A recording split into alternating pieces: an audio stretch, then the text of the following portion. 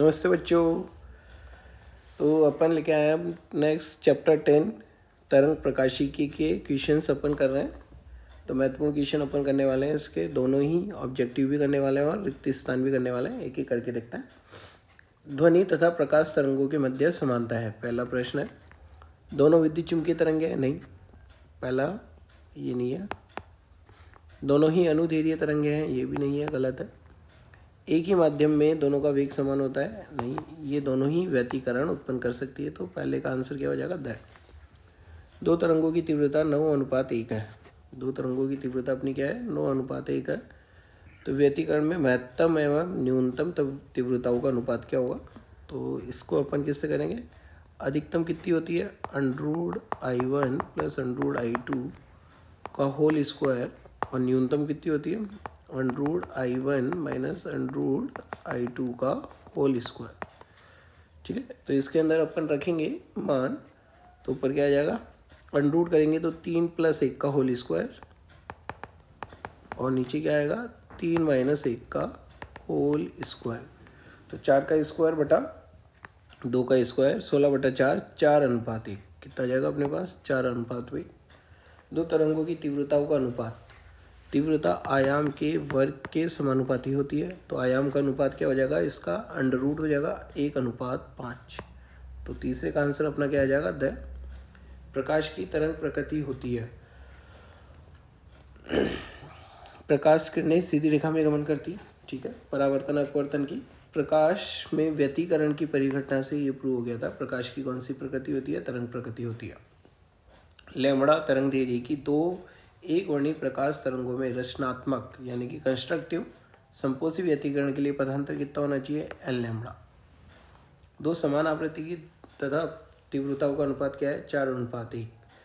अधिकतम वही जो अभी अपन ने ऊपर फॉर्मूला लगाया था, √I1 + √I2 अपन √I1 - √I2 का क्या होगा?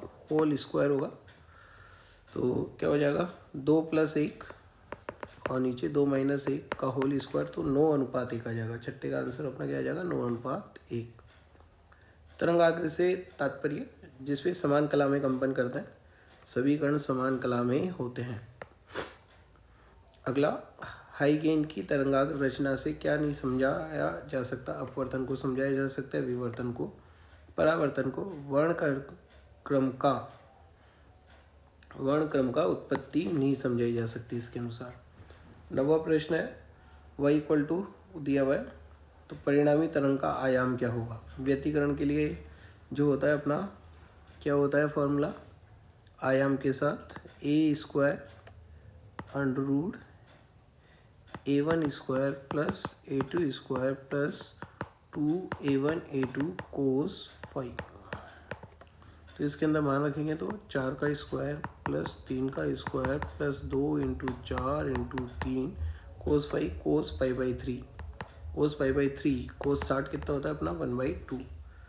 तो ये आ जाएगा 25 + 25 + 12 37। 37 का अंडरूट करेंगे तो लगभग कितना आ जाएगा? मान 6 आ जाएगा। अगला है, दो कला संबंध स्रोत जिनकी तीव्रता है। तो अधिकतम तीव्रता √I1 + √I2 का होल स्क्वायर, द ऑप्शन हो जाएगा। अगले क्वेश्चन पे चलते हैं, 11वें पे। एक यंग के द्विस्लिट प्रयोग में एक वर्णी प्रकाश स्रोत प्रयुक्त किया जाता है। पर्दे पर प्राप्त व्यतिकरण फ्रिंजों का आकार होगा। सीधी रेखा में आएंगे। व्यतिकरण फ्रिंजें कौन सी रेखा में आती है? सीधी रेखा में आती है।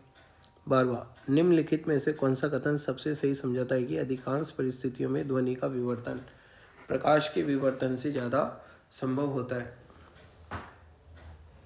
ध्वनि की तरंग दैर्घ्य ज़्यादा होती है। प्रकाश की तरंग दैर्घ्य ध्वनि की तरंग दैर्घ्य की तुलना में बहुत कम है, इसीलिए। व्यतिकरण की प्रक्रिया उपस्थित होती है। व्यतिकरण की प्रक्रिया सभी तरंगों में होती है। अनुदैर्घ्य अनुप्रस्थ दोनों तरंगों में होती है। प्रकाश के कला संबद्ध स्रोत संपोषी व्यतिकरण उत्पन्न करते हैं, जबकि उनके मध्य कलांतर 2π होना चाहिए। व्यतिकरण की घटना प्राप्त होती है सभी प्रकार की तरंगों में। अनुदैर्घ्य अनुप्रस्थ विद्युत चुंबकीय तरंगों में, सभी तरंगों में प्राप्त होती है। प्रकाश की किरणें जब व्यतिकरण उत्पन्न करती है तो क्या संरक्षित होता है? ऊर्जा संरक्षित होती है। किसी तरंग के लिए फाई के तुल्य पथांतर है, तो पथांतर अपने को पता करना है। तो कितना होता है फॉर्मूला? फाई अपॉन पथांतर निकालना है तो 5/2 इंटू लैम्बडा। तो किससे मैच खा रहा है? ये सर से मैच खा रहा है, λ/2 इंटू 5। ये अंक किसी द्विरेखा चित्र प्रयोग में पर्दे पर केंद्र बिंदु होता है, चमकीला होता है। प्रकाश का ज्यामितीय छाया वाले क्षेत्र में प्रवेश करना कहलाता है। ज्यामितीय छाया वाले क्षेत्र में चला गया, विवर्तन कहलाता है। विवर्तन का प्रभाव प्रेक्षित किया जाता है। विवर्तन का प्रभाव प्रेक्षित किया जाता है कौन सी तरंगों में? सभी तरंगों में किया जाता है, ध्वनि एवं प्रकाश तरंगों में, दोनों में किया जाता है। I0 तीव्रता के प्रकाश की दिशा 45 डिग्री के कोण के ध्रुवक पर स्थित है, तो मेलस का नियम लग जाएगा। I=I0 cos square theta. Theta की वैल्यू 45 है, 1/√2 का होल स्क्वायर हो जाएगा, तो 1/2 आ जाएगा। I0/2 आंसर आ जाएगा इसका। कणिका सिद्धांत द्वारा प्रकाश की कौन सी घटना स्पष्ट की जा सकती है? व्यतिकरण को नहीं कर सकते, विवर्तन को नहीं कर सकते, ध्रुवीकरण को नहीं कर सकते, तो आंसर क्या हो जाएगा अपना? अपवर्तन। प्रकाश के क्वांटम सिद्धांत के द्वारा स्पष्ट कर सकते हैं। क्वांटम सिद्धांत क्या बताता है? प्रकाश विद्युत प्रभाव को बताता है, क्वांटम प्रभाव को बताता है, व्यतिकरण को नहीं बता सकता, विवर्तन को नहीं बता सकता, ध्रुवण को नहीं बता सकता, तो कृष्णिका पिंड के विकिरण का वर्णक्रम बता सकता है। हाइगेन के तरंग सिद्धांत द्वारा स्पष्ट नहीं कर सकते। तरंग सिद्धांत किसको नहीं बता सकता? व्यतिकरण को, प्रकाश विद्युत प्रभाव को नहीं बता सकता। द्वितीयक तरंगिकाओं की कल्पना किसने दी? हाइगेन्स ने दी। पतली फिल्म में रंग का कारण क्या होता है अपना? प्रकाश का व्यतिकरण होता है। तरंग के दो स्रोत कला संबंध कहलाते हैं। उनकी कला संबंध कब कहलाता है? कला में अंतर नियत हो और समान तरंग दैर्घ्य हो।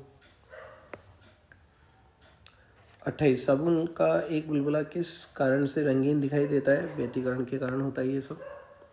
दो प्रकाश स्रोतों का कला संबंध कहते हैं यदि ये प्राप्त किए जाते हैं। कला संबंध कब होंगे? एक ही बिंदु स्रोत से होते हैं, एक स्रोत से ही कला संबंध स्रोत अपन प्राप्त कर सकते हैं। प्रकाश के निश्चित व्यतिकरण के लिए आवश्यक है कि दोनों स्रोत आवश्यक रूप से नियत कलांतर वाले हों। कौन से हो? नियत कलांतर वाले हों। द्वारा निरूपित करते हैं। कलांतर पता करना है तो पहले तो y2 को अपने को 31 में कलांतर पता करना है। y2 को अपन ने साइन के रूप में लिख दिया। साइन क्या होगा? साइन ओमेगा टी प्लस π/2 कितना होता है अपना? कोस ओमेगा टी होता है। तो अब दोनों में कलांतर अपने को साफ नजर आ रहा है, π/2 का कलांतर है। कला संबंध स्रोत वे होते हैं जिनके लिए कलांतर एवं आवृत्ति दोनों नियत रहती है। विनाशी व्यतिकरण के लिए पथांतर λ/2 3λ/2 यानी कि द आ जाएगा। n बराबर 0 रख रहे हैं तो λ/2, 1 रख रहे हैं तो 3λ/2, तो ये आ जाएगा अपने पास। तो 34 का द हो गया। हाइगेन्स तरंग सिद्धांत से ज्ञात हो सकता है तरंगाग्र का संचरण, प्रकाश का अवरोधक के किनारों से मुड़ जाना और कहलाता है विवर्तन कहलाता है। एकल स्लिट से फ्रॉनहोफर विवर्तन प्राप्त करने के लिए शर्त है कि आपतित प्रकाश तरंगाग्र क्या होना चाहिए? समतल होना चाहिए। विवर्तन प्राप्त करने के लिए अवरोध का आकार होना चाहिए। अवरोध का आकार तरंग दैर्घ्य के तुल्य होना चाहिए। प्रकाश की तरंग दैर्घ्य के समान आकार का होना चाहिए। एक ध्रुवक का उपयोग होता है ध्रुवित प्रकाश उत्पन्न करने में होता है। किस गुण के आधार पर प्रकाश तरंग को ध्वनि तरंग से अलग किया जा सकता है? ध्रुवण। ध्वनि तरंगों का ध्रुवण नहीं होता है। निम्न में से किसका ध्रुवण नहीं हो सकता है? ध्वनि तरंगे पराश्रव्य तरंगों का नहीं हो सकता है। पोलराइड कांच का उपयोग धूप के चश्मों में किया जाता है क्योंकि ये ध्रुवण के कारण तीव्रता को क्या कर देता है? आधा। तो ये अपने क्या हो गए? फिल इन द ब्लैंक, वो हो गए objective. Fill in the blanks करेंगे। पहला क्वेश्चन है दो कला संबद्ध स्रोतों के प्रकाश के व्यतिकरण में ऊर्जा का पुनर्वितरण होता है। कहीं ऊर्जा ज़्यादा हो जाती है और कहीं क्या हो जाती है? कम। समपोषी में ऊर्जा ज़्यादा हो जाती है और विनाशी पर ऊर्जा क्या हो जाती है, कम हो जाती है। सेकंड प्रश्न है, यदि किसी प्रकाश का संचरण तरंगाग्र की कौन सी दिशा में होता है, लंबवत दिशा में। प्रकाश का संचरण तरंगाग्र की कौन सी दिशा में होता है, लंबवत। सेकंड वाला रह गया, सेकंड वाला भी करता है। यदि किसी बिंदु प्रकाश स्रोत और पर्दे के बीच की दूरी दुगनी कर दी जाए तो जो तीव्रता होती है दूरी के वर्ग की क्या होती है, व्युत्क्रमानुपाती होती है। तो तीव्रता क्या हो जाएगी, 1/4 हो जाएगी। कितनी हो जाएगी, 1/4। चौथा है, प्रकाश के व्यतिकरण में जिस बिंदु पर तरंगे समान कला में होती है वहाँ संपोषी व्यतिकरण होता है। कौन सा व्यतिकरण होता है, संपोषी। समान तीव्रता की प्रकाश तरंगे विनाशी व्यतिकरण की स्थिति में परिणामी प्रकाश की तीव्रता क्या प्राप्त होगी, 0। एकल रेखा छिद्र प्रकाश के विवर्तन में केंद्रीय उच्च इसके दोनों ओर स्थित प्रथम निम्निष्ठों के बीच में होता है। किसके बीच में होता है, प्रथम निम्निष्ठों के बीच में होता है। पोलराइड केवल उन दोलनों का निर्गत करता है जो संचरण की दिशा, पोलराइड केवल उन तरंगों को निर्गत करता है जो पोलराइड फिल्म के ध्रुवण की दिशा के समांतर होता है। पोलराइड फिल्म के ध्रुवण की दिशा के समांतर, पोलराइड फिल्म के ध्रुवण की दिशा के समांतर कंपनों को ये क्या होने देता है, पार होने देता है। समान कला में कंपन करने वाले माध्यम के कणों का बिंदु पथ तरंगाग्र कहलाता है। क्या कहलाता है, तरंगाग्र।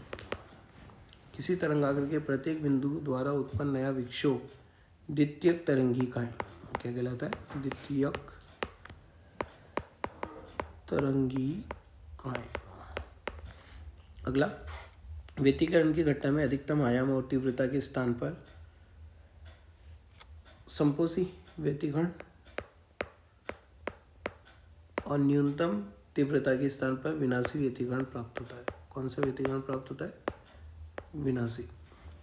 वे प्रकाश स्रोत जिनसे उत्सर्जित तरंगों के मध्य किसी बिंदु पर कलांतर समय के साथ नियत हो, वे प्रकाश स्रोत कला संबद्ध स्रोत कहलाएंगे। कलांतर नियत है, कला संबद्ध स्रोत कहलाएंगे। संपोषी व्यतिकरण के लिए तरंगों के मध्य कलांतर क्या होना चाहिए, कलांतर 0 होना चाहिए या पाई का समगुणज होना चाहिए। पाई का कौन सा गुणज होना चाहिए, समगुणज, या अपन क्या बोल सकते हैं, 2n पाई।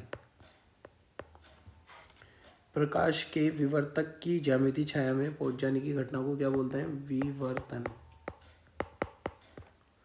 जब विद्युत सदिश के कंपन एक विशेष दिशा या तल में सीमित हो जाए तब प्रकाश ध्रुवित प्रकाश कहलाता है। प्रकाश कौन सा प्रकाश कहलाता है, ध्रुवित प्रकाश कहलाता है। वह तल जिसमें विद्युत सदिश के कंपन घटक 0 हों क्या कहलाता है, वह तल जिसमें विद्युत सदिश के कंपन घटक, ध्रुवण तल। कौन सा तल कहलाता है, ध्रुवण तल।